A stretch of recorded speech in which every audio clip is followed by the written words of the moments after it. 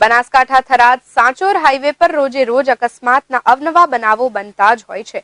જ્યારે થરાદ મેસરા ગામના પાટિયા પાસે ટ્રેક્ટરના ડ્રાઈવરે કાબુ ગુમાવતા ટ્રેક્ટર પલટી ખાઈ જતા અકસ્માત સર્જાયો હતો, જેમાં એક વ્યક્તિનું ઘટના સ્થળે જ કમકમાટી ભર્યું મૃત્યુ નીપજ્યું હતું।